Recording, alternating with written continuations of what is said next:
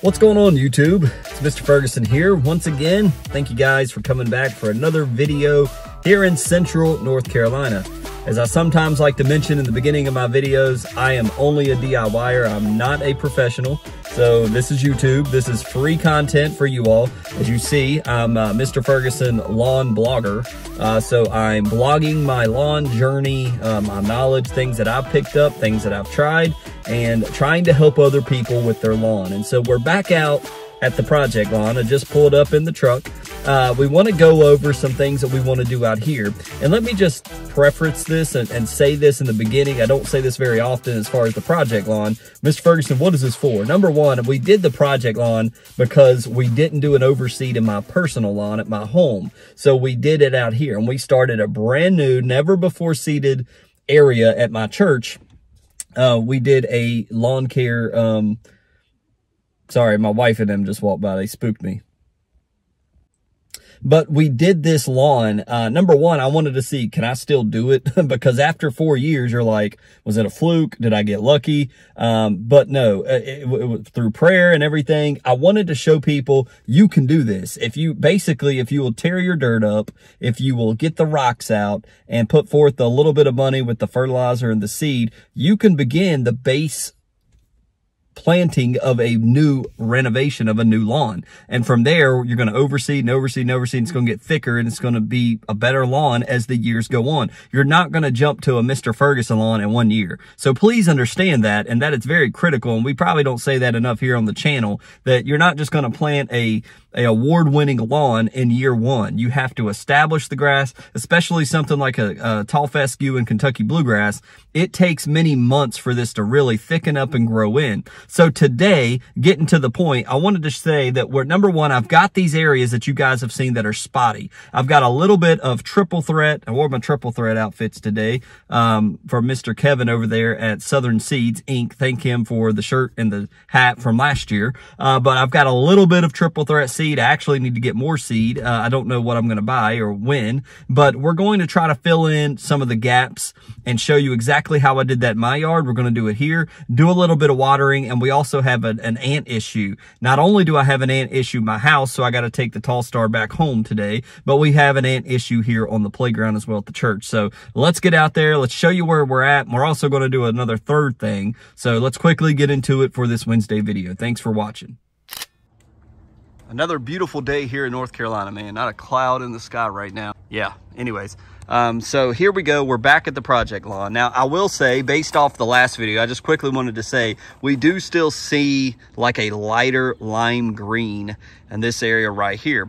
And so are we freaking out? Are we upset about that? Are we nervous? Did we do something wrong? No, I don't think so. But there is a color change. It's not all the same color. So there's two things of why I think this is happening. Number one, I believe that it's possible that I did go a little heavy on the nitrogen. That is a possibility that I caused this through my applications. And the reason why I say that is because, as I mentioned, when I would do, when I calculated this via the internet and with a map online, it told me around 3,700 square feet was this property. And I tried to measure, around the fence and do all this. And so it's roughly somewhere around 3,700. It could be 3,500. It could be 3,000. I don't have it precise because the internet, calculating it that way with satellite maps is never on point. So the mixtures that I've done, I've always, as I mentioned to you guys, I've had leftovers when I'm done, and I'm just spraying it like I do in my lawn, but it's a lot of leftovers, like almost enough to where I feel like if I walk fast, I may be able to do half, if not 3/4 of this again.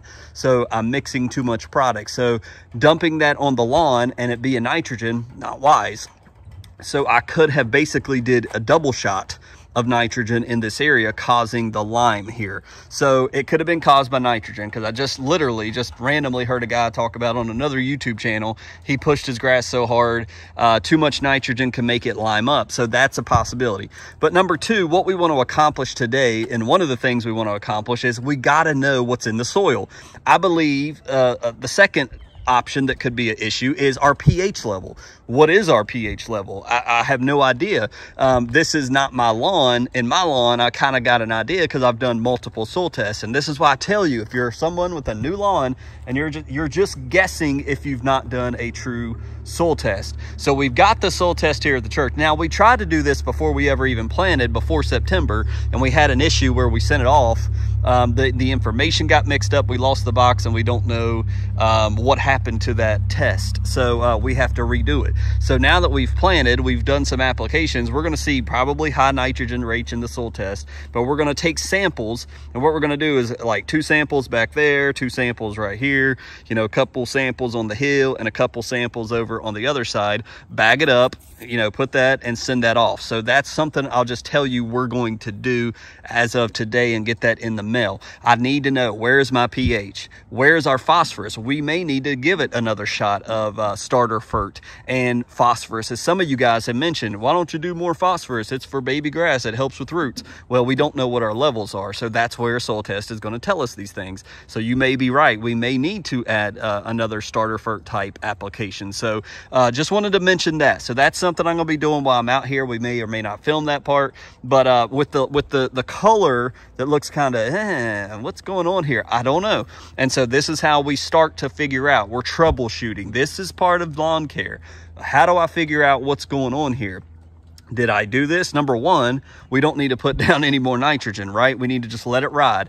The protein that we put down in September, as I mentioned, is a slow release 90-day type formula. So it's slowly going to release more nitrogen with that. And if we're dumping more on top, you've got the slow release releasing, and then you got the urea type and the kind that I'm putting down, 20 GCI turf, that's just too much for maybe it to handle. So we need to lay off some of the nitrogen. We just need to give it a little breathing room, and let's do a soil test. And if our soil test comes back and says, no, our nitrogen levels aren't really that high, then it's not that. We haven't done too much nitrogen. It's just something else. And I'm thinking maybe our pH level is low, or maybe it's super high. I'm thinking it's really, really low, and we need to add some lime or something to bring it up. So today I want to do some weed eating. So I don't have my big tripod, but the main thing we want to do is try to thicken up some of the areas where I have a little bit of seed. Now, stuff like this we're not going to do because obviously we're on a big slope. If you can't tell, big slope, any rain is going to wash that off. But some of the spotty areas, there's some over here, we just want to do that. And if you missed it when I did it in my lawn, we're going to basically do the same thing. So let me show you what I mean. There's some areas by the truck, so it's perfect, and we'll show you that here in just a second. So when we're talking about seeding, one of the main things is this is the area. Obviously, this comes out from the main section of our church, and all the kids are coming out. Nobody really comes around the front of the church a lot, but sometimes. So point being, this is what gets seen the most. Not the bank, not even the other side. Nobody sees it, even though I think that came out the best. We raked that the most, and it's pretty flat over there. But this gets seen the most, and we got basketball leagues starting soon. We have parties, we have weddings, and everybody's flowing right down this sidewalk into the gym. So that's where my concentration is most of the time. Is I want to try to make this look as nice as I can. It's going to take time for this Kentucky bluegrass to grow in. We are now just over a full month, and almost so around November 11th will be 2 months total. This grass has been since planting day. So it's going to take a while for the Kentucky bluegrass to continue to come in and begin spreading and things of that nature. But like some of the areas right here, I don't have but a little bit of seed, but like right here, when we don't see anything, I see a little bit of grass right here, but we may want to put some down right here and water that. But like right here, barely anything coming up in this space right here. And I see this over and over. Now it looks like there is a little bit of something coming up in this spot, but hardly anything. Same thing over here. There's not, it's just where we had rain. Rain is your biggest thing. And that's where we talk about, Pete's been talking about seed covering. You want to try to cover that seed to keep it in place for when it germinates. We also, I told you down here, we had an area where like an animal or something has come and peed or something like that. It just, all of a sudden, this half circle little area just died off. So I have no idea why. We may throw a little bit there. And what we're going to do is take the garden weasel. We're just going to do exactly what Pete showed in his video. It's exactly what he showed me years back. It's exactly what I've done, and it works.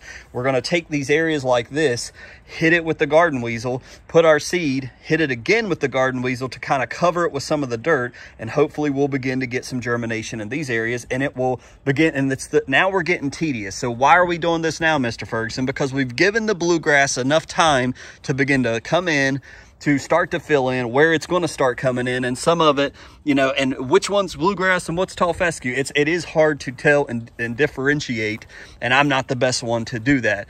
But like over here, you guys remember the big patch we had. It is definitely like if you didn't know it, this was it right here. This was a big bald area. If I got a picture, I'll show you from a previous video, but this was all bald.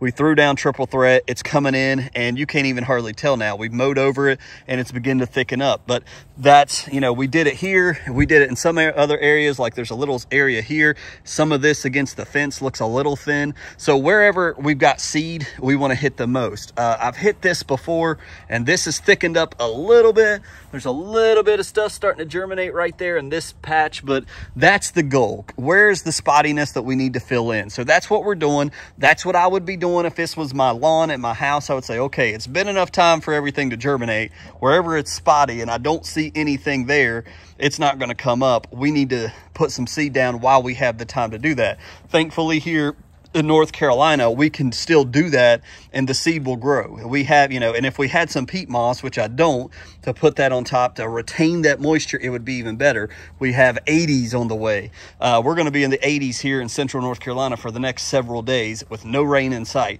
So we want to get the seed down, and then we want to get some water on this thing. Being we got well water, that is an advantage we have. So enough chat. Let me just set you up, and we'll just do this little section right here. So the best that I can show you guys this, we do have a little bit of grass here, but not enough to really make a difference. But you want to take your garden weasel tool and just, you're breaking up the ground, right? And we may be disrupting the little baby grass that's there, but you want to move. You don't want to do it just one way. You want to tear it up. See how it's tearing up right there? You want to tear up this ground. It looks pretty dry, so obviously I tried to water this Sunday. Doesn't look like it got a ton of water because it's dry, and also I'm doing it with one hand and holding the camera. But tear this up, then we're going to place our seed down and basically go over this again so that it gets blended in with the dirt right here. So let's do that. So depending on how much seed you got, I just sprinkled a little bit right here, as you can see, and sorry about all the shadows and everything. It's just the way the sun is right now. But you want to generously cover it. You don't want to have to come back and do this again, right? So we want to sprinkle it on top once you break it up. And when you break it up, you're talking about get down half an inch, where so it's loose about, you know, 1/4 to half an inch, right? And so sprinkle a little bit of seed on top in the whole area. We're going to do other areas like this, but I just want to demonstrate one in case you haven't seen this. And so get you a little garden weasel. If you don't have a garden weasel, you can maybe just use like a shovel or a pick or something, and you just want to break up the ground. That's the point. When this begins to germinate, the roots need to be able to get down. So having moist is great. And then we want to cover it. Well, if I don't have peat moss or any type of covering, all we're going to do is take the garden weasel and we're just going to just slowly go back over this again and mix the dirt and the seed together. Then we want to keep it wet, and hopefully in 3 to 7 days, we've got some germination right here. Goodbye, friend. You served my front lawn well as our church. It is finished. So that's all the triple threat seed that I have. That's all the grass seed that I have. So we've went around exactly what I just showed you guys, and I just kind of walked where it was kind of bare and there's no sign of any growth like we did right here. Just spot seed, and then come back with the garden weasel. After we lay the seed down, we're covering it with the earth. We're covering it with dirt. And then the remaining just little bits of seed I did some around this guy over here, where you can kind of see the grass is a little bit darker there. So now we're obviously going to set the sprinkler out and begin to water this. Now the challenge is we don't have any rain, 7-day forecast. So Lord, if you would, send the rain lightly, that just drizzle upon it. And let's keep the seed moist. If we were able to keep the seed moist every day for 4 days, I feel like we would have germination, but that's not possible, being it's 25 minutes from my home. So basically, long story short, we've walked some areas. We've spot seeded some on the other side, on the bank, and mainly right here, all the areas I felt that it was necessary to do so. Tried to add a little seed right here that hopefully will germinate. And so now is the time. The point being of all this, why are you telling me this? I don't care, Mr. Ferguson, because if this is your lawn and you just seeded, and maybe you started a new lawn and now you're seeing gaps like you're seeing in the project lawn, now is the time where it should have germinated by now. And if there's a big gap there and you don't have any type of spreading, now we got Kentucky bluegrass. So some of these spots I would spread and the Kentucky bluegrass would likely fill in over time. I don't doubt that at all. I'm impatient. Many of us are impatient. If you've got just tall fescue, it is not a spreading type grass. Now is the time, if it's been 2 months since you seeded and you're seeing spots, now is the time you want to garden weasel, put seed down, and peat moss recommended because you'll get germination in 3 or 4 days. But you want to keep it moist. You don't have to water the whole lawn, but you want to keep the seed moist. That's going to help with the sun and the moisture. It's going to promote the germination. So we've done that. The last thing I'm going to do here is I'm going to spray bifin in this area. I'm just going to spot spray, put in a gallon or 2. You're going to do about 1 ounce per 1,000. And I'm just going to spot spray around the church and spot spray around the playground because they have an ant issue. So I'll do that off camera. You guys have seen spot spray before. Just kind of go around the base of the church and the base of the playground and then weed eat some. So I just wanted to show you, number one, an update on the project lawn. We're going to do a soil test here in a second and send that off. So I'll give you guys an update on what that shows. That'll be I'm excited to see what that soil test will show. I have no idea what it's going to come back with. And from there, it gives us a map of what we need to work on. Not so much the micronutrients, but the macronutrients, the big 3, the nitrogen, phosphorus, and potassium. That's what we want to look at. That's where we're going to get our fertilizer. What type of fertilizer do we need to apply here?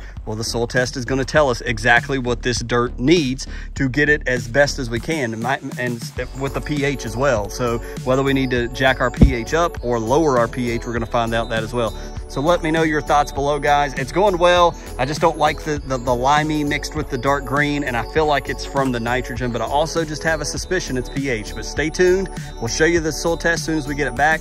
I'm excited to see you. Thank you. Click like if you like this video. If you enjoy the Project Lawn videos, let me know. If you don't like the Project Lawn videos, let me know, and let me know why.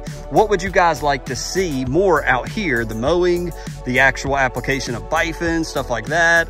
Let me know what you guys want. I'm kind of in this weird, like, I don't know what you guys want anymore. And so I'm in this weird place. This was nothing and now it's grass. And I think that alone is awesome.